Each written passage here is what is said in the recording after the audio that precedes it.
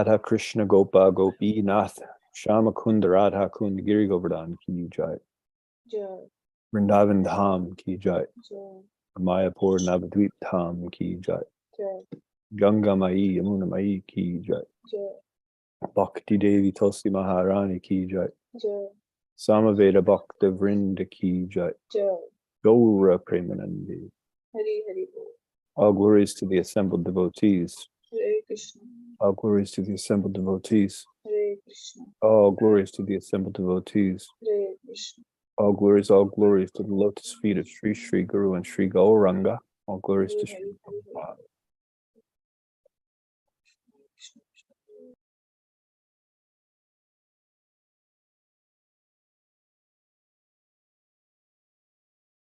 Hare Krishna. Welcome, everyone. Happy Tuesday morning and greetings from Kentucky. We continue our morning Srimad Bhagavatam class. Pardon me. We are in the first canto, 17th chapter, and today we'll cover texts 39 and 40. So text 39. Kunaschayach chamanaya jata rupam adat prabhu tato nritam madam kamam rajo vairam cha panchamam. Kunaschayachmanaya jata rupam adat prabhu tato nritam madam kamam rajo vairam cha panchamam. Punaschayachmanaya jata rupam adat prabhu tato nritam madam kamam rajo vairam cha panchamam. Please chant.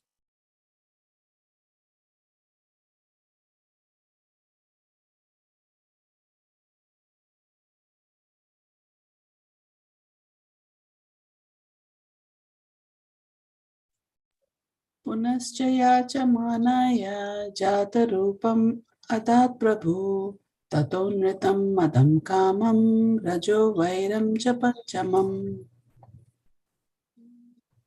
Hare Krishna. Punaschayachmanaya jata rupam adat prabhu tato nritam madam kamam rajo vairam cha panchamam. Hare Krishna. Punascha yajamanaya jata rupam adat prabhu tato nitam madam kamam rajo vairam cha panchamam. Hare Krishna. Hare Krishna. Punascha yachamanaya jata rupam adat prabhu tato nratam madam kamam rajo vairam cha panchamam.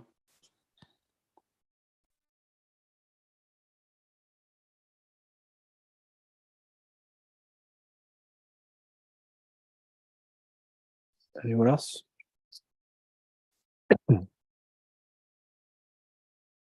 Okay. Punaha, again. Cha, also. Yachamanaya, to the beggar. Jata rupam, gold. Adat, gave away. Prabhu, the king. Tataha, whereby. Anritam, falsehood. Madam, intoxication. Kamam, lust. Rajaha, on account of a passionate mood. Vairam, enmity. Cha, also. Panchamam, the fifth one. Translation.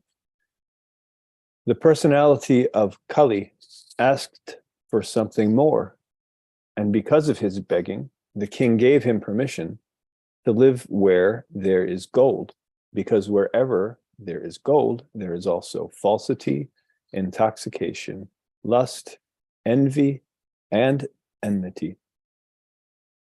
Report by Srila Prabhupada. Pardon me. Although Maharaj Parikshit gave Kali permission to live in 4 places, it was very difficult for him to find the places because during the reign of Maharaj Parikshit, there were no such places. Therefore, Kali asked the king to give him something practical, which could be utilized for his nefarious purposes. Maharaj Parikshit thus gave him permission to live in a place where there is gold, because wherever there is gold, there are all the above mentioned 4 things, and over and above them, there is enmity also. So the personality of Kali became gold standardized. According to Srimad Bhagavatam, gold encourages falsity, intoxication, prostitution, envy, and enmity. Even a gold standard exchange and currency is bad. Gold standard currency is based on falsehood because the currency is not on a par with the reserved gold. The basic principle is falsity because currency notes are issued in value beyond that of the actual reserved gold. This artificial inflation of currency by the authorities encourages prostitution of the state economy. The price of commodities becomes artificially inflated because of bad money or artificial currency notes. Bad money drives away good money. Instead of paper currency, actual gold coins should be used for exchange, and this will stop prostitution of gold. Gold ornaments for women may be allowed by control, not by quality, but by quantity. This will discourage lust, envy, and enmity. When there is actual gold currency in the form of coins, the influence of gold in producing falsity, prostitution, etc., will automatically cease. There will be no need of an anti-corruption ministry for another term of prostitution and falsity of purpose. And then text 40. Amuni panchastanani yadharma prabhava kali altatriyan tattani nyavasatani shedakrit. Amuni, all those. Pancha, 5. Stanani, places. He, certainly. Adharma, irreligious principles. Prabhava, encouraging. Kalihi, the age of Kali. Altarenya, or Tarena, by the son of Uttara. Datani, delivered. Nyavasat, dwelt. Tat, by him. Nideshakrit, directed. Translation. Thus, the personality of Kali, by the directions of Maharaj Parikshit, the son of Uttara, was allowed to live in those 5 places. Report. Thus, the age of Kali began with gold standardization, and therefore falsity, intoxication, animal slaughter, and prostitution are rampant all over the world, and the saner section is eager to drive out corruption. The counteracting process is suggested above, and everyone can take advantage of this suggestion. Nama Om Vishnu Padaya Krishna Prastaya Bhutale Srimate Bhaktivedanta Swami Nityanamane Namaste Sarasvate Deve Gaur Vanipacharni Nirvishesha Shunyavadi Paschatya Deshatarni Om Ajnana Timirandasya Jnana Shalakaya Chakshur Militam Yena Tasmai Shri Gurve Namaha Vanchakalpaturubhyascha Kripa Sindubhya Evacha Patitanam Pavanebhyo Vaishnavebhyo Namo Namaha. Hare Krishna. So here are the 5 places where Kali was given permission to reside from Maharaj Parikshit. So we've been talking about this for a while, several weeks. I remember when I first studied this section, I got very enthusiastic because I figured, okay, if I don't want to suffer the influence of Kali Yuga to experience quarrel and hypocrisy, all I have to do is stay away from these 5 things, right? Because it's an agreement. First of all, not only is it an agreement between Maharaj Parikshit and Kali, but it also makes sense, as the purports have been pointing out over the past few weeks, or several weeks even, that you have religion and you have irreligion. And religion is supported by truthfulness, austerity, cleanliness, and mercy. And irreligion is supported by falsity, enmity, these things. Basically, intoxication, animal slaughter, meat eating, and illicit sexual activities, right? So not only does it make sense that because of the agreement that was made between Maharaj Parikshit and Kali, but it's also just whatever you surround yourself with, that's what's going to influence you, right? So I was really encouraged when I studied this section the first time, and I said, okay, well, I'm going to stay away from these areas, and then, you know, there won't be any quarrel and hypocrisy that I have to deal with, right? And this actually can be pretty tough, especially if you live in a city, because in the cities, you don't even have to walk into a store.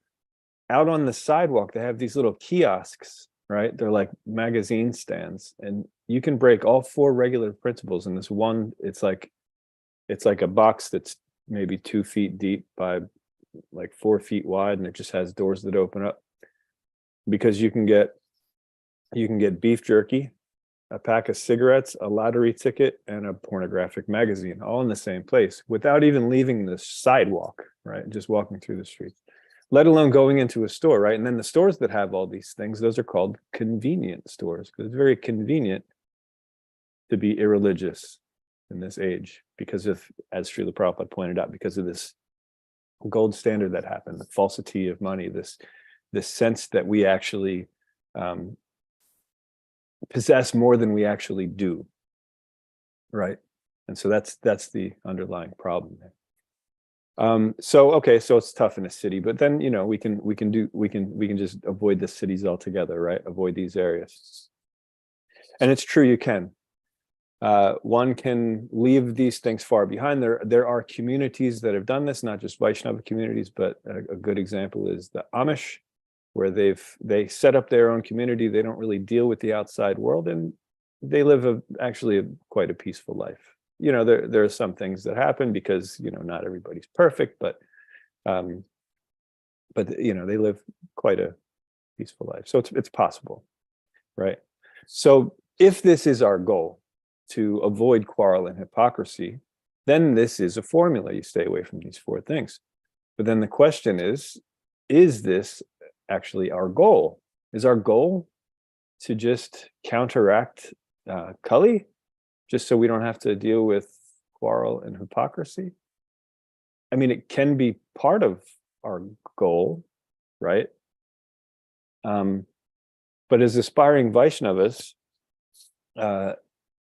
our goal, our ultimate goal, of course, is to reawaken our eternal nature and relationship with Sri Krishna.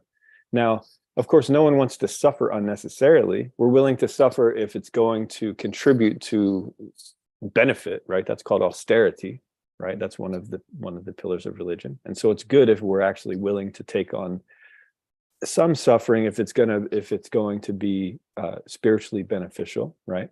And if it's recommended in the Shastra, we follow that. That's fine. But we don't want unnecessary suffering, and that's what Kali is. Kali is quarrel and hypocrisy. It's unnecessary suffering. But we don't want to lose sight of what our actual goal is, because in previous yugas, they didn't have this quarrel and hypocrisy. It was actually quite peaceful, but everyone was still in the material world, right? So there was still suffering. It was just it was a different sort. It was suffering because here in the material world, we are in a temporary situation, however peaceful it may be. But we, spirit soul, we are eternal.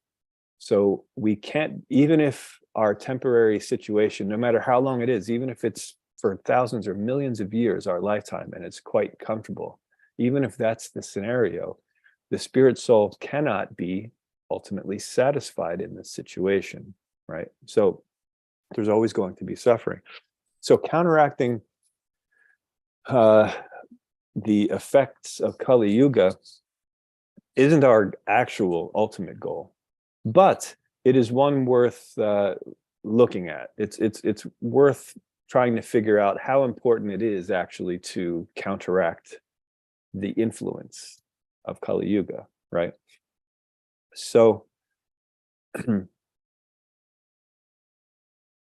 question then becomes, how exactly important is it, right, to follow the principles of religion, those 4 pillars of religion, right? And as it turns out, this is an extremely important question, and we all have to know this, because the thing is, if we give less importance to the pillars of religion than are actually required, then we're stuck here in the material world, right? And this one we've been talking about for weeks in these verses, the importance of these pillars of religion. But the flip side of that is, if we give these principles more importance than they actually require, then we are also stuck in this material world, right? That may seem like a strange statement, but it's true, and I'll show some examples to show why that's true. So as it turns out, it's actually imperative that we know exactly how important it is to follow the regular principles. What is the appropriate value that we should assign to them? So before we really get into that, I'm just going to give some examples, because it's a fairly bold statement and it may be a surprising one. If we give too little importance to them, we're stuck in the material world. And if we give too much importance, we're stuck in the material world, right? So again, the past several weeks, we've been talking about the reason why if you give too little importance, you're stuck in the material world, because as the purports have pointed out, you have religion and you have irreligion. They're supported by these different things. So if we don't give them, these 4 principles, enough attention or assign them enough value, then that means we're giving more value to the supporting factors of irreligion, right? When we are taking shelter of irreligion, we cannot get the necessary clarity to make the right decisions, right? We know that chanting Hare Krishna, Cheto Darpana Marjanam, it cleanses ourselves of the various coverings that we've accumulated by coming into this material world, right? So it's a cleansing process. Our disease is that we see ourselves as independent controllers and enjoyers, separate from Krishna, instead of our actual position, which is part and parcel of Krishna. So instead of making our decisions based on him, centered around Krishna, and lovingly serving him, we make all of our decisions based on our own personal preferences, right? And so this is the material disease. And because of that, we're covered with various layers of modes of material nature, so that we can maintain that false state of independence, right? Because Krishna gives us free will. He allows us to, if we don't want to serve him, then he allows us to come to the material world and try to enjoy separately from him, right? And so this requires a whole lot of illusion, because if we see things clearly, then we couldn't possibly think that we're actually independent, because we'd see how little we're actually in control and how little we can actually enjoy separately, right? So we have these layers, this illusion that's covering us. As long as we're taking shelter of irreligion, or this notion that we're separate from God, then that clarity can't come because it's we're feeding the thing that's keeping us in the dark, right? We're giving nourishment to the weeds, right? You know, for the gardening analogy, generally in a garden you like to grow nice, beautiful flowers and you know, vegetables and fruits and things like that. But there are also weeds that come up, and the weeds, they're not beneficial, first of all, but they also, their roots will sometimes strangle the things that you actually would like to grow, right? So weeds need to be taken out, right? In order for the things that we actually want to grow.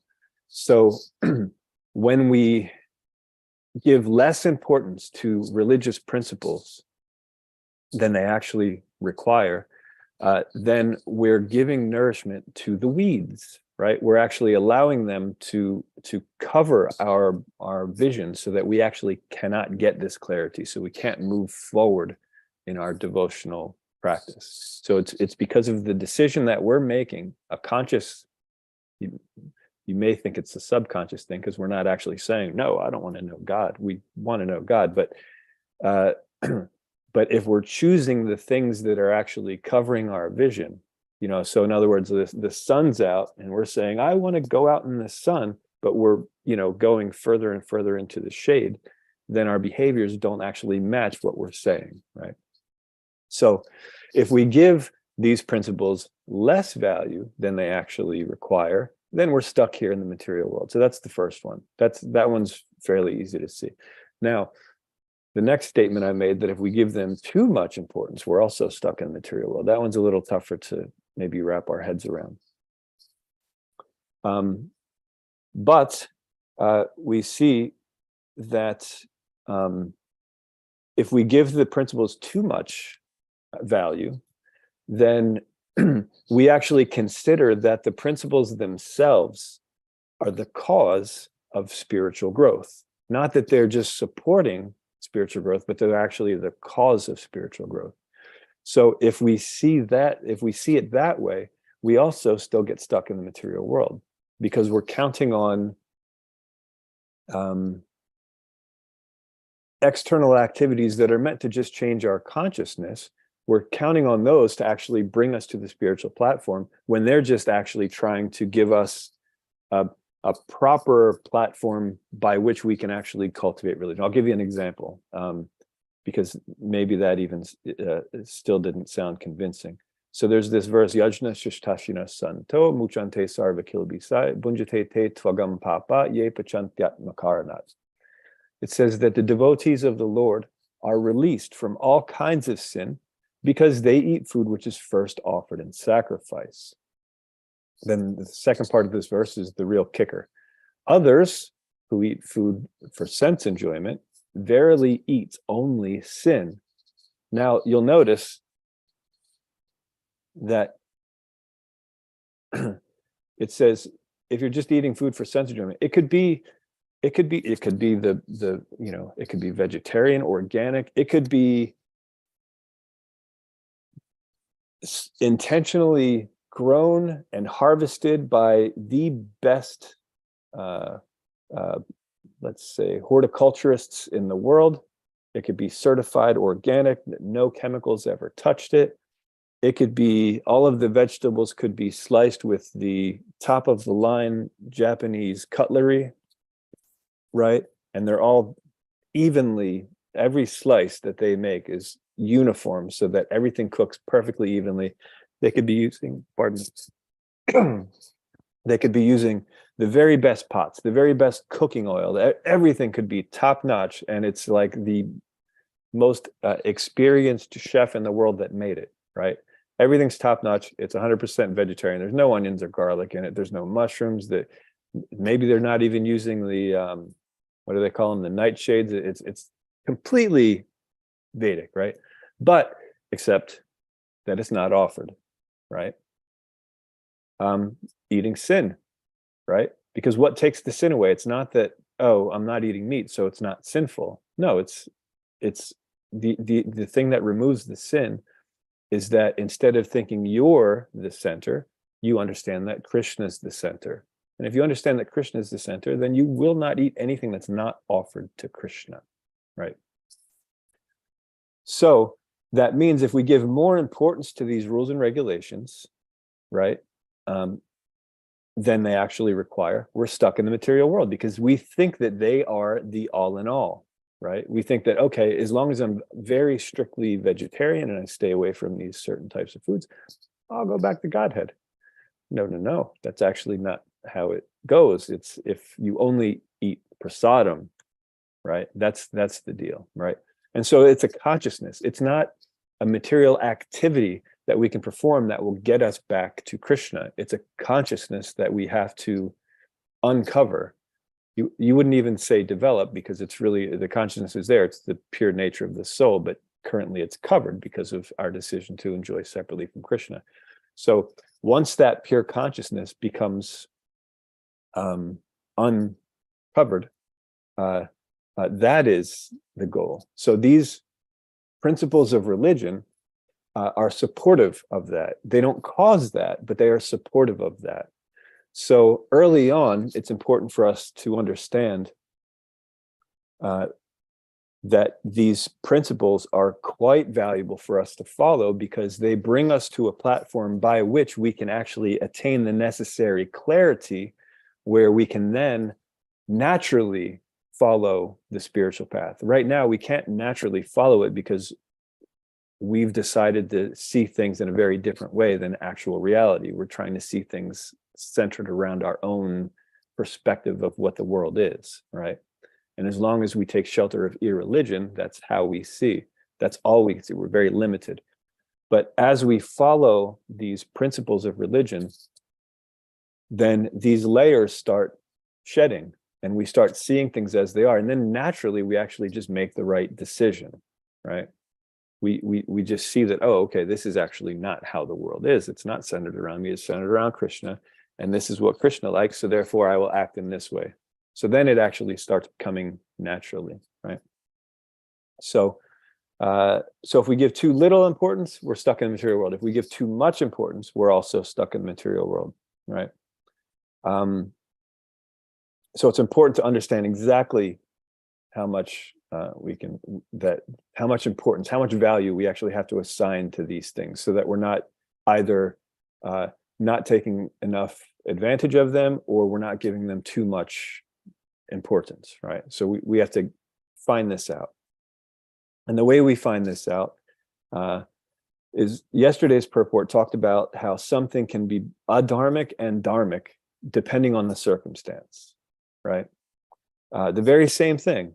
It could be considered adharmic or it can be considered dharmic, but it just depended on the circumstance. So we have to understand that it's not the thing that is adharmic or dharmic, but it's the consciousness behind that thing, right? So a thing may be important. It may be a contributing factor as to, whether something's dharmic or adharmic, but the actual contributing factor of how to determine whether something is dharmic or adharmic is the consciousness. So it's not the what that is most important, but the why, right? And if we know the why, then we can understand when, where, and how it is necessary to adjust the what. The what is important, but it's just a supporting role. It's valuable, but it's not the ultimate prize. So we have to get that. We have to actually understand what the proper value of the thing is, right? Fortunately for us, Krishna has given us quite a good formula to actually figure out how to assign this proper value, right? Krishna gave us the Vedas.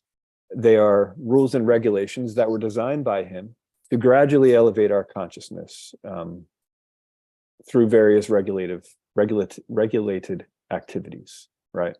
So the activities themselves do not elevate the consciousness, as we mentioned.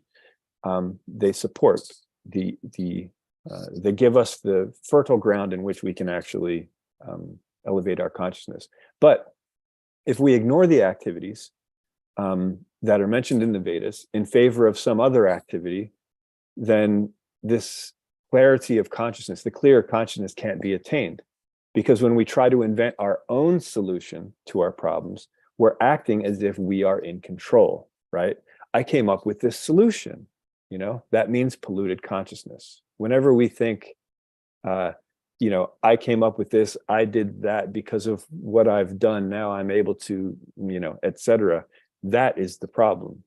So we cannot come up with the solution because the problem is that we think that we can come up with the solution. I'm going to say that again because that sounded like I was just repeating myself, but it's a statement that we very much need to understand. The reason that we cannot come up with a solution is because the problem is we think we can come up with the solution. As long as we think ourselves independent from the Supreme Lord and that we can actually come up, you know, we're actually important enough to actually come up with a proper solution to get back to Krishna on our own strength, on our own capacity, without actually referring to how he tells us to get back to him, then that's actually the problem. So it cannot be the solution, right? Because it is literally the problem. As long as we think we are independent from Krishna, that's the problem. So if we're independently trying to figure out, okay, this is an adjustment I'll make that, you know, we could do it this way. And then, oh, it makes sense logically, or I've had personal experience in this matter where it worked better this way. It's not going to work, right? It has to come through Krishna, right? So we can't come up with that solution. And as long as we try to do so, we'll fail, right? As long as we're actually trying. But when we follow Shastra, right, when we actually say, okay, this is the way Krishna said this, you know, this is how it's done, then we're accepting that the solution must be given by the Supreme Lord. It can't come from us. It has to come from the Supreme Lord. So when we're following Shastra, that's the message that we're sending to Krishna. I can't do this on my own, obviously, because I have no power to do so. But Krishna, you're so kind that you've given us these instructions, so I will follow them, right? But when we're following those solutions, the ones that Krishna gives in Shastra, they have to be followed with the right consciousness in order to actually get the result. Because you can follow the detail of something without actually addressing the principle, right? We discussed that earlier with the whole vegetarianism thing. Just being a vegetarian doesn't mean that you're spiritual. You actually have to offer the food to Krishna. Then the food is spiritual, the eating is spiritual, the whole experience is spiritual, right? And then it helps you make spiritual advancement. So in yesterday's class, it was made clear that sometimes we actually have to adjust our activities and the instructions based on time, place, and circumstance. This is a very important thing that we all have to understand, and we all have to be able to master it. There are situations where there have to be adjustments depending on not just the time, place, and circumstance, but who we're dealing with, the person. That's part of circumstance, right? And as I mentioned before, thankfully, Krishna gave us a formula to figure out when, where, why to make these adjustments, right? So again, yesterday's purport was referring to something being both adharmic and dharmic depending on the circumstance, right? And that showed us that sometimes something is considered adharmic for one person. For example, the example given in the purport was eating meat or taking intoxications, right? That's adharmic. We know that from the past several weeks of classes. But it can be dharmic for another person if they're following the Vedic ritual and they are situated on that particular level that's associated with that ritual, right? So this is where it gets a little tricky, because the Vedas is vast, it's broad, right? There are sections of the Vedas where we aspiring Vaishnavas don't pay attention to, because they deal with the lower depths of civilization, right? You wouldn't even call it civilization, the lower depths of life, we'll just say. Actually, I'll read it. There's a purport, Bhagavad Gita 6.3. The 6th chapter of Bhagavad Gita explains the yoga ladder, right? And in the 6th chapter, it's mostly talking about Ashtanga yoga, and it points out that in Ashtanga yoga, the beginning of the yoga ladder, the bottom, is actually Nishkam Karma Yoga. It's actually a pretty high platform, and that it ends, in perfection.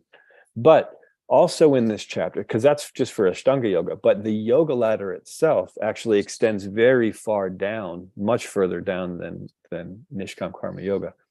And in the purport to Bhagavad Gita 6.3, here's a quote from there.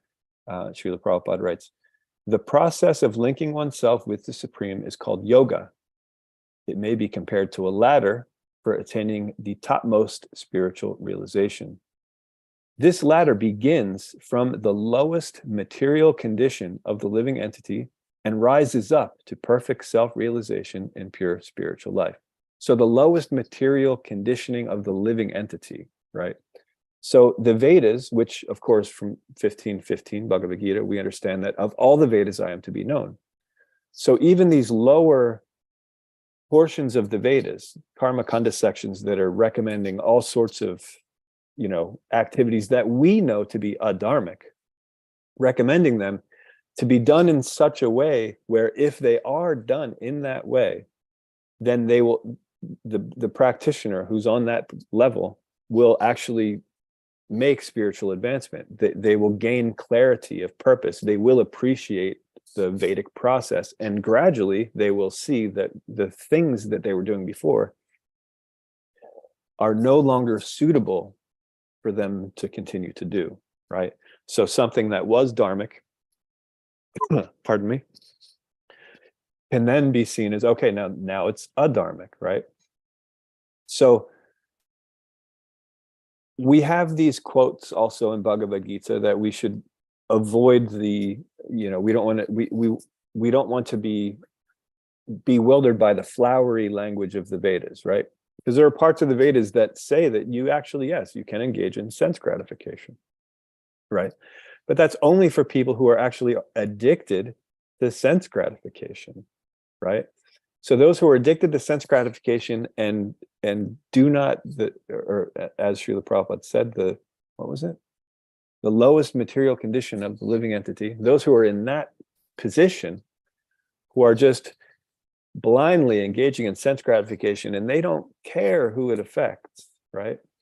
They can be advised to, hey, we're not telling you to give up your sense gratification. Just do it in this particular way. Because if you do it in this particular, you don't even have to tell them that they're going to make spiritual benefit from it. You could just say, if you do it in this particular way, you're going to enjoy better, right? And if they have enough faith to at least try it in that way, because they're following the Vedas, even though it's a lower portion, because they're following Krishna's rule in how to do that particular thing, they will become purified. It will give them clarity, right? So the Vedas, which is designed by Krishna to bring even those with the most degraded consciousness gradually to Krishna consciousness, already made every adjustment that we could possibly require for every time, every place, and every circumstance. Therefore, if an adjustment needs to be made, it should be based on the Vedas and not based on a whim, right? We know that this verse, I've been quoting this a lot, Srila Rupa Goswami, Shruti Smriti Purana Adi, Pancharatra Vidin Vina, Aikantaki Harer Bhaktir Utpatayaiva Kalpate. That if we are not referring to Shruti Smriti Puranas, Pancharatra, then anything we do, despite our good intentions, will create a disturbance in society because we're coming up with it on our own. Like I said, if we think that we can come up with the solution to the problem, we are actually the problem, because that is the idea, right? The problem is that we think that we can do something that is actually better than what Krishna has already given us, right? That is the problem. So we have to consult Shastra in all of this, right? So if we consult Shastra, we find the appropriate answer. But again, according to Srila Rupa Goswami, if we base our changes or adjustments or anything like that on whim, popular opinion, whatever, self-help books, anything else that's not classified as Shruti, Smriti, Puranas, Pancharatra, etc., we will be creating unnecessary disturbances in society, again, no matter how well-intentioned we are. So, again, we have to give the principles enough importance that we allow them to help us successfully gain the clarity we need to naturally follow the process of bhakti, but we cannot give them too much importance that we consider them we consider them in and of themselves to be the ultimate goal, right? So we don't want to be stuck either way. We don't want to give them not enough importance where we can't take advantage of the rules that Krishna gave us to gradually elevate our consciousness so that we can actually at some point naturally just engage in Krishna service. We don't want to give them too less so that we avoid that, but we also don't want to give them too much importance where instead of actually building up that clarity and following that natural tendency to serve Krishna with love, we give more importance to the process. So, we end up becoming just really, really strict vegetarians who don't change our consciousness, or, we refrain from intoxications, but we're actually quite proud because, most people in the world do that thing and I don't. So, I'm quite a bit more advanced. It's very easy to become conditioned by from doing the right thing, right? And we also have to remember that just because we counteract the influence of the age of Kali, it doesn't mean that we're spiritual, right? In previous ages, the Kali wasn't there. The age of Kali and those influences weren't there. But it didn't mean everybody was spiritual. It just meant, okay, congratulations, you've made it to the human platform. Now keep going, right? It just makes it a little bit easier. So again, just to conclude, we have to give these principles enough importance where we allow them to bring us to the state where we can naturally follow the process of bhakti, but not give them too much importance where we actually ignore the purpose of following these, which is to understand Krishna, to understand exactly who we are, and to act accordingly, to understand how we are to serve Krishna with love. So with that, I will end here, and I will see if there are any questions or comments, additions, subtractions. If anybody has questions, please just unmute yourself and go ahead.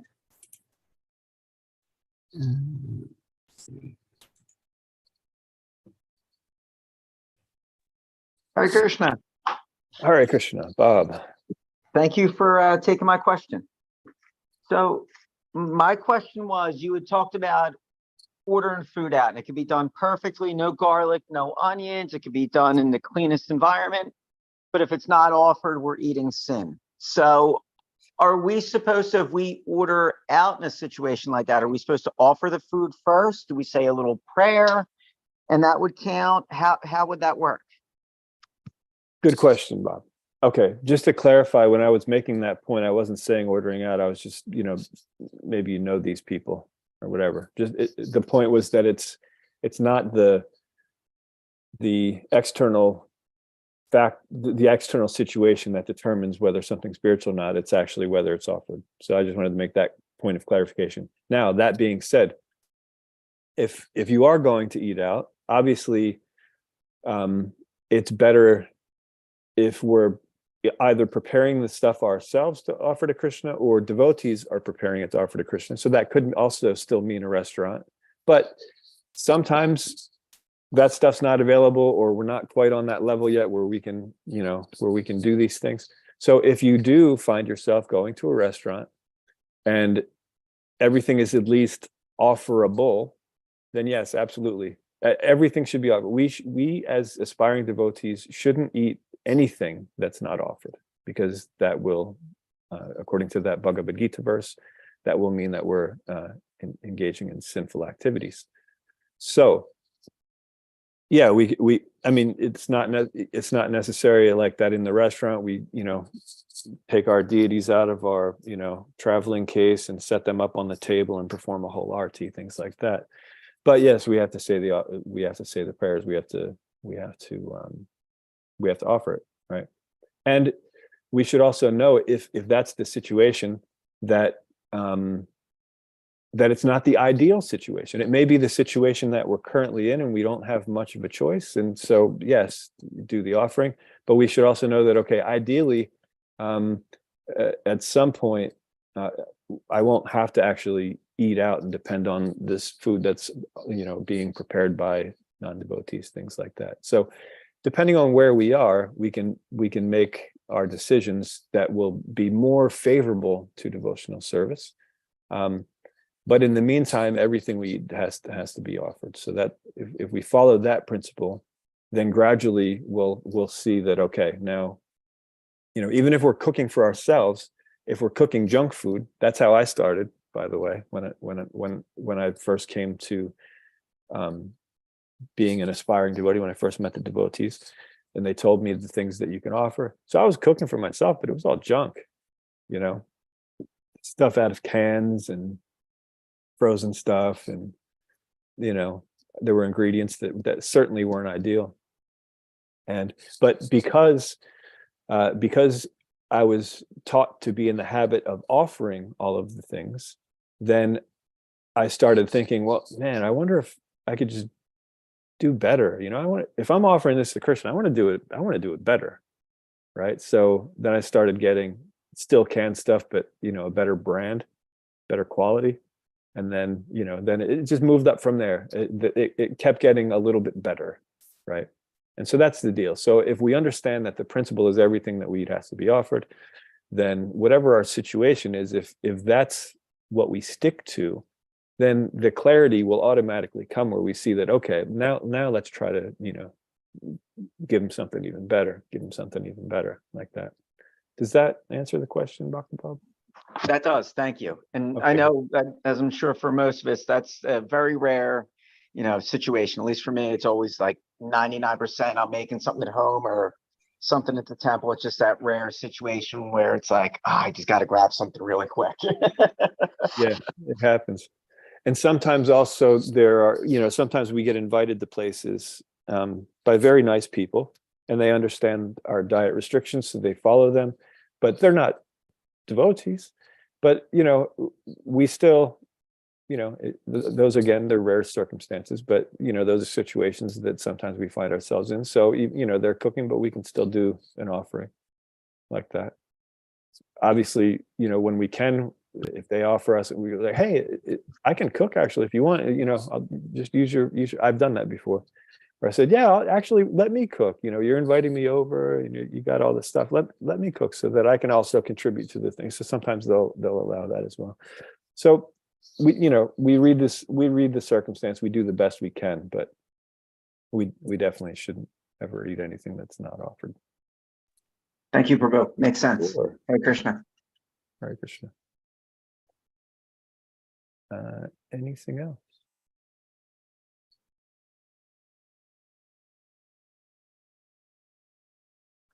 Kalpesh Prabhu. Hare Krishna Prabhu. Oh, Hare Krishna Prabhu. It was such a nice way you explain about the prasadam, how we can eat outside and all. It was so nice, Prabhu. And one of my question is like, Prabhu, we, like as a woman, we use some gold, right? Sometimes. Is it okay? gold. Yeah. Srila Prabhupada pointed out in the purport that it should be regulated by quantity, not quality. So that means quality just means gold is gold, but sometimes there's extra fine craftsmanship that makes the gold, look more fantastic. They have the sculptors that put the nice designs and like that. So that doesn't have to be regulated, but the quality doesn't have to be regulated, but the quantity should. So it shouldn't be. In other words, it's not the gold that's the problem, it's the hoarding mentality of it, right? So if we consider something to be ours that's not ours because it's Krishna's, then that's the problem. If we understand that it's Krishna's and we're using it as a decoration for, doing this, then that's allowed, as Srila Prabhupada mentioned. But it's that mentality to this mind. You understand that it's Krishna's, and then you're using it as your, decorations, and essentially you're not considering yourself in the center. That's how we call them 4 regulative principles, but they're actually 4 regulative details of one principle, which is do everything for Krishna, right? Isavasyamidam sarvam. See everything as part of Krishna. And so when we see things in that way, then we're actually following all of those principles, right? So it's not the gold, but it's the hoarding of the gold, or the enmity that's there, thinking that this is mine, I have it, nobody else does. If somebody else has it, I'm going to get it from them. That sort of mentality, right? That's the problem. Same thing with eating. If we're eating only what we want, what satisfies our senses, instead of whatever Krishna ate, then that's the problem. Same thing. So with each of these things, the problem isn't the thing, it's the mentality behind it, right? Sure, Prabhu. That makes sense? Sure. Thank you, Prabhu. Hare Krishna. Sure. Hare Krishna, Prabhu. Just 1 second, Mataji. Kalpesh Prabhu had his hand up. Hare Krishna, Prabhuji. Please Oh, accept. okay. Hare Krishna. Yeah, please accept my humble obeisances. Very nice class. I'm still not I'm trying to penetrate into the depthness which you were trying to explain. But some of the points I was not able to really understand. We were presenting, maybe I know from the words itself, but I don't know the depth of it. So the first is how that was my first question is just for me, to how to turn against our own false ego.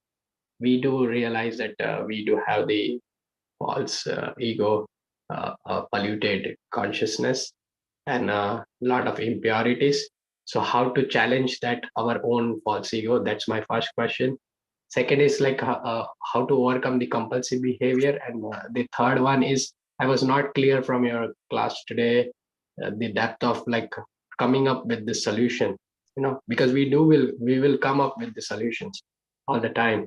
I don't know, maybe it's right thing or wrong thing, but how do we really channelize those things?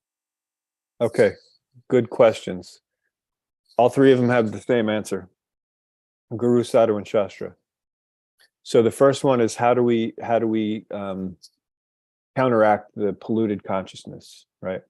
So in Shriyas Upanishad, which is a fantastic book, so great. Our entire philosophy is in such a small book. So the commentaries on Shriyas Upanishad from Srila Prabhupada and from Srila Bhaktivinoda Thakur show us that the root of all sin, this one will be a quote from, and I'm paraphrasing it, I might not have it exactly. Commentary on verse 1 near the very end. Srila Prabhupada writes, the root of all sin is deliberate disobedience of the laws of nature by disregarding the supremacy of the Lord, disregarding the authority of the Supreme Lord, something like that. So essentially, it means trying to see ourselves as independent from Krishna. So that's the root of all sin. And then in Srila Bhaktivinoda Thakur's Sri Tattva Sutra, which is his commentary on Shriyas Upanishad, it's actually his thematic study of it. He rearranges the verses in order of Sambandha, Abhideya, and Prayojana, and then gives commentary. And so he says that the root of spiritual advancement is inquiring into the supreme truth, right? So the example I gave earlier with gardening, we can, whatever we're giving nourishment to, whether we're giving nourishment to the weeds or to the flowers, that's what we're going to benefit. You reap what you sow, right? So if we're getting our nourishment from the three modes of material nature, then we're cultivating sin. We're encouraging a sinful life, that polluted consciousness, and we're actually maintaining that polluted consciousness. But when we stop watering the weeds and we start watering the actual fruits, right, then we are taking shelter of religiosity instead of irreligiosity, right? We pay more attention to these pillars of religion, the support that helps us understand religious life, right? And Guru, Sadhu, and Shastra lets us know how to do that, right? So we see that these principles are there. So we follow them to the extent that they actually help us develop this consciousness, this clearing up the polluted consciousness and bringing it back to its original pure state, right? So then that brings us to your second question, which was, remind me, it had to do with how do we know when? How to overcome the compulsive when we are acting in consciousness, right. Compulsive nature, right? We know that this is the weakness, and right. we still do it. So compulsion just means, you know how when we talk about devotional service, we talk about there's two kinds. There's the regulative, so there's Vaidhi sadhana bhakti, and then there's Raganuga bhakti, which is spontaneous. So there's the regulated, and then there's the spontaneous. And of course, we want the spontaneous. That's the topmost bhakti. But until we're on the platform, we have to go through regulated, right? So what we have now is spontaneous attachment to material enjoyment. It's spontaneous, but it's in the wrong direction. So that's what compulsion means. It means we just spontaneously are attracted to a particular thing. But as long as we're feeding, as long as we're getting our nourishment from the roots of sin through material nature, then our compulsion or our spontaneous desires will be focused in the wrong direction. They'll be focused on satisfying my senses instead of understanding what Krishna would want and therefore going to satisfy his, right? So we, being part and parcel of Krishna, we are like the leaves on a very big tree, right? And so if the leaf finds some water and understands the value of water, oh, water is very good, I survive on water. But if the leaf tries to enjoy the water separately without actually putting the water on the root, which is what actually distributes that, right, then it's not going to get the benefit from that water, right? So we, as part and parcels of Krishna, have to, through Guru, Sadhu, and Shastra, have to understand that whenever we find something that's attractive, whenever we have a compulsion to something, that we have to learn how to see how it is meant to be served properly, how it's meant to be used in Krishna service instead of how it's currently pleasing our senses, right? So the attraction's not the problem. It's the why we're doing it, right? So if we're doing it to please our senses, then it's a problem. If we're doing it to serve Krishna, then it's no longer a problem, right? Actually, there's a quote, because I say this often about how the things that bind us can actually become tools of our liberation. And I've said this a bunch, and it's one of those quotes I say that are hard to grasp. But then I realized it's actually, I've been just paraphrasing a verse from Srimad Bhagavatam. This was the first canto, 5th chapter, text 34. And the translation is, thus, when all a man's activities are dedicated to the service of the Lord, those very activities which caused his perpetual bondage become the destroyer of the tree of work. So the very things that are holding us back right now, that we have compulsion for, that are actually bringing us further into material consciousness, when properly engaged in Krishna service, they become the things that destroy that tree of work, or destroy this idea that we're in this perverted reflection, brings us back to the spiritual world. So we just have to change our consciousness, and that's based again on Guru, Sadhu, and Shastra. So that's the first two, the compulsion, and then what was the third one? Was third one was like how do we know exactly how much Yeah. value to give? Is that what it was? No, the third one is like you were describing about like not to make your independent solutions. Like, Oh, right. yeah, Yes. but I was not clear in the depth of consciousness. Like we have the impurity consciousness, and we will make some solutions of looking the varieties of problems around us. And it's very tough to explain because when we see a variety of problem, we will come up with the solution according to our own thinking. And I was not really understanding. Like Okay. I try to see it with situation what you are saying, not independent from Krishna, but even Yes. I do from the situation of Krishna, I still get into the troubles after doing that too. So it is meant for Krishna only, but it's still a reactionary, which is what makes me wonder, like what is wrong here, you know. Then the other thing we also have to understand. So first of all, we should, whenever we notice that there's a problem and we want to solve it, we shouldn't base the solution on our perception or our logic or whatever. We should base it on Shastra, as we've mentioned with these quotes.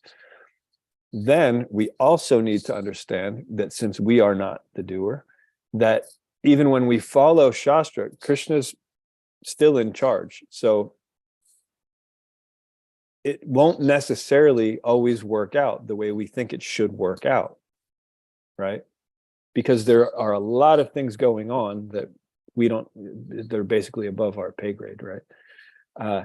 And so sometimes we'll actually follow Shastra perfectly and we'll expect the material result from it, but it's actually the material result doesn't come, right?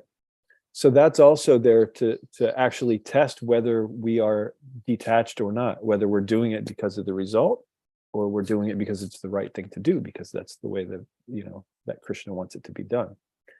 So the devotee, the aspiring devotee, needs to come to the platform where we do our activities according to Guru, Sadhu, and Shastra, and we are detached from the results because we know that the results have nothing to do with us. So then if Krishna didn't want it to work out for whatever reason, then it didn't work out, right? So it's also just lessons in detachment when these sort of things happen. Does that make sense? Yeah, it does. But Prabhuji, you were saying that when we do something, right, it will create a disturbance, right? If it is done according to the Krishna. So my Rupa Goswami said that. My whole context was when varieties of problem come, and then we try to see that we are not independent from Krishna, and we try to do it for Krishna only, for that serving him. And when we do in that nature, in that consciousness, and we try to do it for Krishna, still we make a solution out of it, and still knowing that solution, there is a disturbance of that when it happens, even though it is meant for Krishna purely from the heart. So that's where I got like, I don't know, like if there is a disturbance which is happening, should I just accept it and let it go? And as you said, for the doer, like we are not, we are at lower pay grade kind of thing, we are not the controllers kind of. So sometimes that's the solution, and sometimes we also have to know when we have to just sometimes make an adjustment. Adjustments, okay. Sometimes adjustments have to be made. If we're in a situation where we're always following Shastra, we're always doing our best, and it just so happens that the people that we're dealing with are just not favorable, sometimes we have to make an adjustment that we try to avoid or limit our time with those particular people. Does that make sense? Yes, it does. I think so. You are right about it, making adjustments, but for me it is very difficult when I'm in that kind of situation, and that is what I thought, like how this is my compulsive behavior, and and then that's how it. How do I really come out of this, knowing that we have to let it go? and see things.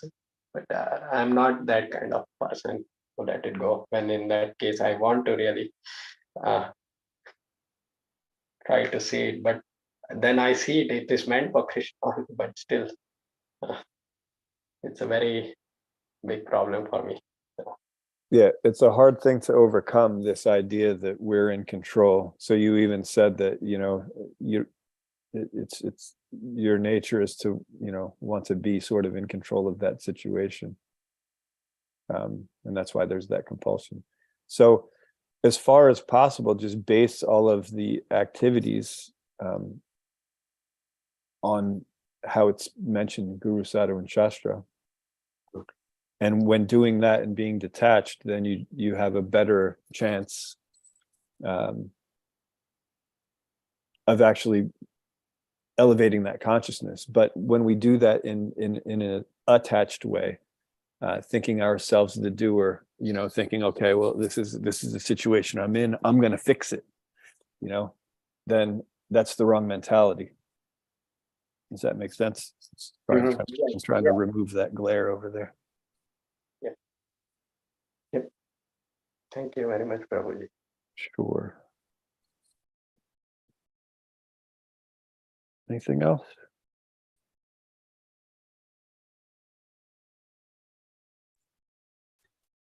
All right, it's almost 9 o'clock.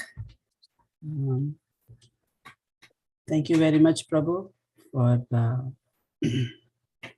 explaining wonderfully as usual. We'll wait for 2 more weeks and have you back again. Thank you very much, Prabhu. We'll meet tomorrow morning at 7:50. Srila Prabhupada ki jai. Sri Jai. ki jai. Jai. Vanchakal Trivishchak Parasam Yubhyev Chaturma Bhavanebhyo Hare Krishna. Thank you very much, Prabhu. Thank you, Hare Krishna.